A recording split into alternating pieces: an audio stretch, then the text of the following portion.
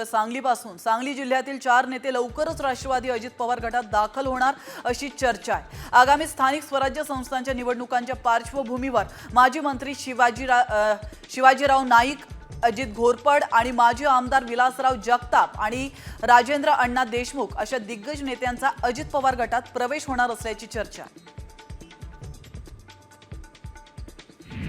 सोलापुरात ITI विद्यार्थिनींसाठी बांधण्यात आलेल्या वसतिगृहात आक्षेपार्ह साहित्य सापडल्याची धक्कादायक माहिती समोर आली आहे। 2011 साली सुरू झालेलं या वसतिगृहाचं बांधकाम अद्यापही पूर्ण झालेलं नाहीये।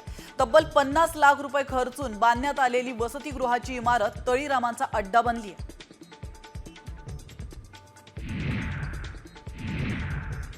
पंढरपुरातील ST बस स्थानकातील स्वच्छतेच्या मागणीसाठी राष्ट्रवादी काँग्रेस महिला आघाडी उपोषण करतात, तर महिला आघाडीच्या तालुका अध्यक्ष राजश्री ताड यांच्या नेतृत्वाखाली ST प्रशासनाच्या विरोधात उपोषणाचं हत्यार उपसण्यात आलंय। बस स्थानकात महिलांच्या सुरक्षेसाठी पोलीस बंदोबस्त ठेवण्यात यावा या मागण्यांसाठी उपोषण सुरू केलंय। कॉमस्कोर नुसार आता isakal.com आहे देशातील नंबर 1 ची मराठी न्यूज वेबसाईट। प्रत्येक अपडेटसाठी isakal.com ला नक्की भेट द्या। सोलापूर कृषी उत्पन्न बाजार समितीच्या संचालक मंडळासाठी 27 एप्रिलला निवडणूक होणार आहे, तर मतमोजणी 28 एप्रिलला होणार आहे।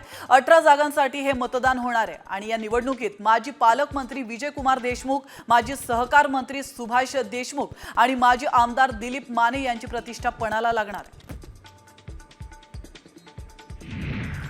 कोल्हापूरच्या मोरेवाडीमध्ये चोरीच्या मोटरसायकली विक्रीसाठी आलेल्या 5 तरुणांना पोलिसांनी अटक केली आहे, तर डर्ट ट्रॅक रेसिंगसाठी या 5 जणांनी तब्बल 18 दुचाकी चोरल्या होत्या।